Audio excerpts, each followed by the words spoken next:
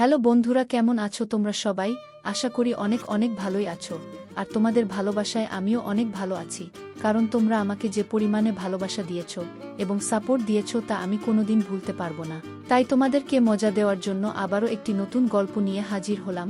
গল্পটি শোনার মতো, আশা করি তোমাদের দাঁড়িয়ে যাবে এবং তোমরা হাতের কাজ করতে সবাই হেডফোন নিয়ে বসে যাও।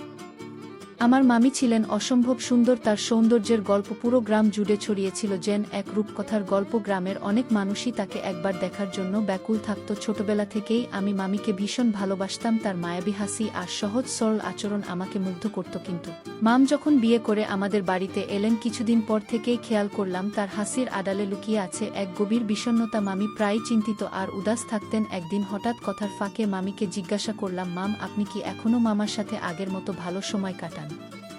মাম একটু মন খারাপ করে উত্তর দিলেন, আসলে কি বলবো, আমার তো বিয়েই হয়েছিল একজন বয়স্ক মানুষের সাথে। আমি তখন মাত্র 2 আর তোমার মামা 4 বছরের। আমাদের মধ্যে কোনো মিল ছিল না। আমার পরিবার তার আয় দেখে বিয়ে দিয়েছিল। প্রথম দিকে তিনি একটু রোমান্টিক ছিলেন, কিন্তু এখন তিনি সবসময় কাজ নিয়েই ব্যস্ত থাকেন। এ কথাগুলো বলতে বলতে মাম একটু দুঃখ পেলেন। আমি তখন তাকে সান্ত্বনা দিয়ে বললাম, মামি, আপনি কেন দুঃখ করেন? আপনার পাশে তো এই ভাবনা আছে। আপনার হাসি ফিরিয়ে আনার জন্য আমি সবসময় প্রস্তুত। একবার সুযোগ দিয়েই দেখেন। আমার এ কথা শুনে মাম একটু লজ্জা পেয়ে নিচের দিকে তাকালেন। তারপর আমি মামিকে এই গল্পটা, সেই সময়ের যখন আমি স্কুলে পড়তাম। একবার আমার মামার বিয়ের জন্য আমরা নানির গ্রামে গিয়েছিলাম। গ্রামের পরিবেশ ছিল খুবই সুন্দর আর বিয়ের আয়োজনও ছিল জমজমাট। আমি প্রথমবার মামার বিয়েতে গিয়ে মামিকে দেখার জন্য বেশ উৎসুক ছিলাম। মামার বিয়ের আগে মামুর ছবি দেখতে চেয়েছিলাম। তখন তো মোবাইল ফোনের এত প্রচলন ছিল না, তাই ছবি দেখার জন্য বাড়ির লোকজনের উপর নির্ভর করতে হতো। মামাকে বলার পর তিনি বললেন, তোমার নানির কাছে ছবি আছে, নানির ঘরে গিয়ে দেখো।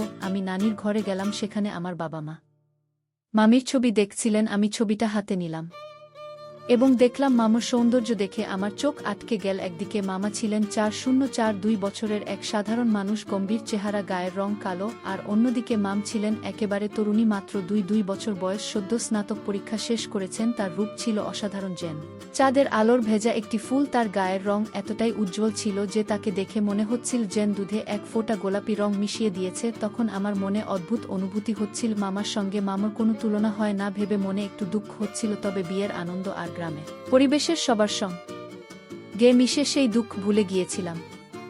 আমার মামার বিয়ের সময়কার ঘটনা এটি। আমাদের পরিবারের সবার মধ্যে তখন খুবই আনন্দের পরিবেশ, কারণ সবাই মনে করছিল যে আমাদের বাড়িতে এত সুন্দর এবং মার্জিত একজন বউ আসছেন। আমার মামি ছিলেন এমন সুন্দরী যে তাকে কে দেখে মনে হতো তিনি কোনো অপসরার মতো। আমার মামার বিয়ে দেরি হয়ে গিয়েছিল কারণ তার চেহারা তেমন আকর্ষণীয় ছিল না, কিন্তু তার জন্য এমন একটি মেয়ে বিয়ের পাত্রী হিসেবে ঠিক হলেন যিনি অসাধারণ রূপবতী। তাকে দেখে আমি নিজেই অবাক হয়ে গেলাম এবং মনের মধ্যে এক ধরনের অদ্ভুত অনুভূতি কাজ করছিল। বিয়ের দিন ধীরে ধীরে এগিয়ে আসছিল। 3 দিন পর সেই কাঙ্ক্ষিত দিন চলে এলো। আমাদের পরিবারের কয়েকজন সদস্য মামার সঙ্গে গাড়িতে বসে বিয়ের অনুষ্ঠানে যাচ্ছিলাম, আর বাকিরা বরযাত্রী নিয়ে অন্য গাড়িতে। সন্ধ্যার দিকে আমরা সবাই মামার হবু স্ত্রীর শহরে পৌঁছলাম। সেখানে আমাদের জন্য একটি চমৎকার ফার্ম হাউসে থাকার ব্যবস্থা করা হয়েছিল।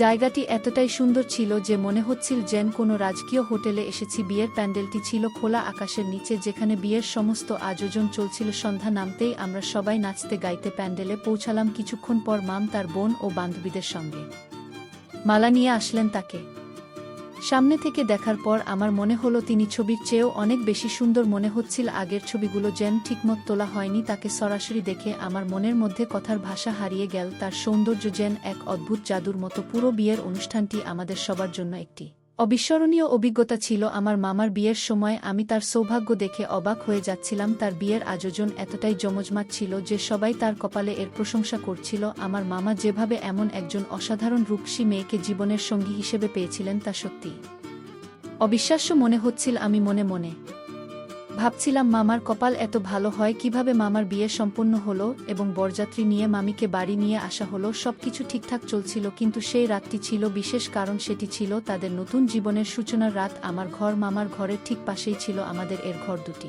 মাঝখানে একটি পাতলা দেয়াল দিয়ে আলাদা করা ছিল। রাত গভীর হতে থাকলো। আমি সারারাত ঘুমাতে পারছিলাম না, মনটা খুব অস্থির ছিল। দেয়ালের দিকে কান লাগিয়ে কিছু শোনার চেষ্টা করলাম, কিন্তু দুর্ভাগ্যক্রমে কিছুই শুনতে পেলাম না। রাত কেটে গেল এমন অস্থিরতার মধ্যেই। পরের দিন আমরা যারা একই বয়সের ছিলাম সবাই মিলে মামির ঘরে গিয়ে তার সঙ্গে কথা বলতে শুরু করলাম। আমি খুব সহজেই সবার সঙ্গে মিশতে পারি, তাই মামার সঙ্গেও খুব দ্রুত মিশে গেলাম। তার সঙ্গে গল্প করতে করতে আমাদের মধ্যে একটি ভালো বন্ধুত্ব তৈরি হলো। মাম হাসিমুখে আমার সঙ্গে কথা বলছিলেন আর আমিও তাকে আমার মজার গল্প শোনাচ্ছিলাম। মামা তখন শহরের একটি গার্মেন্টস কারখানায় কাজ করতেন। বিয়ের পর মাত্র 2 দিনের ছুটি নিয়ে তিনি আবার কাজে ফিরে গেলেন। তার চলে যাওয়ার পর কয়েকদিন আমরা মামার বাড়িতে ছিলাম, তারপর সবাই আমাদের বাড়িতে ফিরে এলাম। সময় দ্রুত কেটে যাচ্ছিল মামার বিয়ের কয়েকদিন বছর পর মোবাইল ফোনের যুগ এসে গেল। আমিও তখন একটি ফোন কিনেছিলাম। ফোনের মাধ্যমে পরিবার এবং আত্মীয় স্বজনদের সঙ্গে কথা বলার সুযোগ বাড়তে থাকলো। ততদিনে মাম এবং মামা শহরে চলে গিয়েছিলেন এবং তাদের 2টি সন্তানও হয়েছিল। যখনই আমার মা মামার সঙ্গে ফোনে কথা বলতেন আমিও তাদের সঙ্গে কথা বলতাম। মাম আমাকে কখনো ভুলতেন না। এরপর সময় আরও কেটে গেল। আমি কলেজে ভর্তি হলাম এবং পাশাপাশি ইন্টার ক্লাসের কোচিং দেওয়া শুরু করলাম। এটি আমার জীবনের প্রথম উপার্জন ছিল। প্রথম উপার্জনের টাকা দিয়ে আমি একটি অ্যান্ড্রয়েড ফোন কিনলাম। সেই দিনটি আমার জন্য ছিল খুবই আনন্দের, কারণ এর আগে আমাদের বাড়িতে অ্যান্ড্রয়েড ফোন ছিল না। নতুন ফোন কিনে তাতে ইন্টারনেট চালু করলাম এবং নিজের ইচ্ছাগুলো পূরণ করার চেষ্টা করতে লাগলাম। একদিন কলেজে বসে হঠাৎ মামির কথা মনে পড়ল। সঙ্গে সঙ্গে তাকে ফোন করলাম। ফোন ধরতেই ওপার থেকে মামির কণ্ঠ ভেসে এলো, হ্যালো, কে বলছেন? আমি পরিচয় দেওয়ার সঙ্গে সঙ্গেই তিনি আনন্দিত হয়ে বললেন, ওহ, তুমি কেমন আছো? আজ এতদিন পর হঠাৎ মনে পড়ল।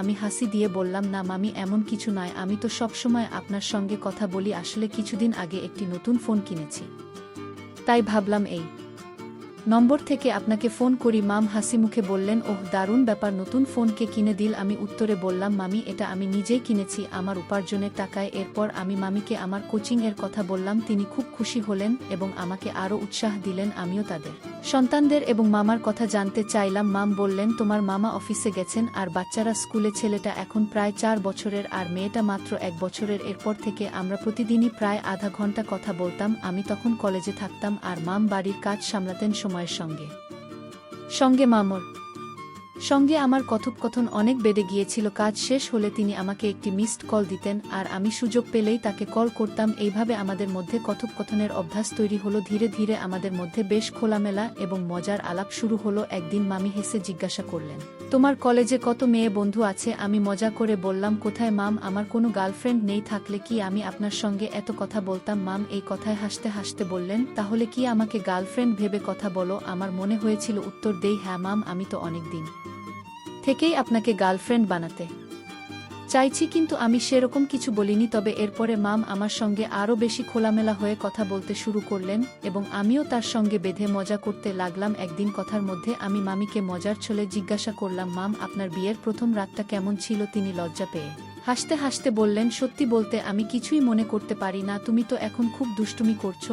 আমি তখন কথাটা ঘুরিয়ে বললাম, আরে মাম, আপনি ভুল বুঝছেন, এমন কিছু ভাববেন না। এইভাবে আমাদের কথোপকথন আরও খোলামেলা হতে লাগলো। মাম আমার খুব ভালো বন্ধু হয়ে উঠলেন এবং তার সঙ্গেও আমার সময় কাটানো বেশ উপভোগ্য হয়ে উঠল। একদিন মামার সঙ্গে গল্প করতে করতে আমি হেসে জিজ্ঞেস করলাম, মাম, মামা কি এখনো আগের মতো আপনাকে সময় দেন? আগের মতো কি রোমাঞ্চ করেন? তিনি একটু মলিন হাসি দিয়ে বললেন, সত্যি বলি, আমার বিয়েটা এক বৃদ্ধের সঙ্গে হয়েছে। বাড়ির লোকেরা তাদের বয়স না দেখে শুধুমাত্র তার উপার্জনের দিকে নজর দিয়েছিল। আমি তখন মাত্র 2 বছর বয়সে ছিলাম আর তোমার মামার বয়স ছিল প্রায় 4 বছর। সত্যি কথা বলতে আমাদের মধ্যে কোনো মিল ছিল না। বাড়ির লোকেরা তার আর্থিক অবস্থার জন্যই এই বিয়ে দিয়েছিল। প্রথমে তিনি একটু রোমান্টিক ছিলেন, কিন্তু এখন সবসময় কাজ নিয়ে ব্যস্ত থাকেন। এই কথা বলতে বলতে মামির চোখে এক ধরনের বিষণ্ণতা ভেসে উঠল। আমি তার গল্প শুনে ভাবছিলাম, একদিকে মামর জীবনের এই কষ্টের কথা শুনে দুঃখ হচ্ছিল, অন্যদিকে তার সঙ্গে কথা বলতে মজাও পাচ্ছিলাম। আমি তাকে জিজ্ঞেস করলাম, আপনার বিয়ের আগে কি কেউ আপনাকে পছন্দ করত? তিনি একটু চুপ করে থেকে বললেন, হ্যাঁ, আমাদের গ্রামের এক ছেলে আমাকে খুব ভালোবাসত। সে আমাকে বিয়ে করতে চেয়েছিল, কিন্তু আমার পরিবার রাজি হয়নি। তারা বলেছিল অন্য কাস্টের মধ্যে বিয়ে হবে না। আমি মজা করে বললাম, তাহলে আপনি সেই সময় বাড়ির সঙ্গে ঝগড়া করেননি কেন? তিনি দীর্ঘশ্বাস ফেলে বললেন, ইচ্ছে করলেও সেই সাহস আমার ছিল না। যদি করতাম তাহলে হয়তো আজ আমার জীবন অন্যরকম হতো। আমাদের কথাবার্তার ফাঁকে মাম আরও বললেন, তুমি তো আমার বয়সের কাছাকাছি, তোমার মতো একজনের সঙ্গে আমার জীবনটা অনেক সহজ হতো। তার কথায় যেন এক আক্ষেপ ঝরে পড়ছিল। আমি তাকে শান্ত করে বললাম, মামি, আপনাকে যদি একজন ভালো বন্ধুর মতো কিছু বলি, শুনবেন? তিনি বললেন, হ্যাঁ বলো। আমি বললাম, আপনার আশেপাশে ভালো কাউকে খুঁজে দেখুন যে আপনাকে একটু সুখ দিতে পারে। তিনি ভয় পেয়ে বললেন, না না, এভাবে কিছু হবে না। যদি তোমার মামা জানতে পারেন তাহলে তো বড় ঝামেলা হয়ে যাবে, কথা এখানেই শেষ হয়নি। এরই মধ্যে একদিন মাম জানালেন মামা তাদের শহরের চাকরি ছেড়ে দিয়েছেন এবং গ্রামের দিকে ফিরে যাচ্ছেন। আমি মামার সঙ্গে কথা বললে তিনি জানালেন ফ্যাক্টরির মালিক ব্যবসা ভালোভাবে চালাতে পারছেন না, তাই 1 মাসের অগ্রিম বেতন দিয়ে আমাকে বিদায় জানিয়েছেন। একদিন মাম জানালেন তোমার মামা শহরের চাকরি ছেড়ে দিয়েছেন এবং গ্রামের দিকে ফিরে যেতে চান। আমি অবাক হয়ে বললাম কিন্তু কেন, আর কোনো চাকরি খুঁজে দেখেননি? মামা নিজেই জানালেন অনেক চেষ্টা করেছি, কিন্তু এখন আর শহরে থাকার ইচ্ছা নেই, গ্রামে ফিরে যেতেই মন চাইছে। কিছুদিন পর মামা সত্যিই শহর থেকে গ্রামে ফিরে এলেন এবং মামি ও তাদের সন্তানদের গ্রামে রেখে গেলেন। আমার মায়ের কথায় তিনি আমাদের কাছে এলেন। আমার বাবা তার পরিচিত এক গার্মেন্টস দোকানের মালিকের সঙ্গে কথা বলে মামার জন্য একটি চাকরির ব্যবস্থা করলেন। চাকরি পাওয়ার পর মামার জীবন আবার একটু স্বাভাবিক হলো। তিনি আমাদের বাড়ি থেকেই কাজ করতে শুরু করলেন। এই সময় মাম প্রতিদিন রাতে আমার সঙ্গে ফোনে কথা বলতেন। অনেক সময় তিনি মামার খবরও আমার কাছ থেকেই জেনে নিতেন। এক রাতে প্রায় রাত 2টা বাজে আমি আর মামি ফোনে কথা বলছিলাম।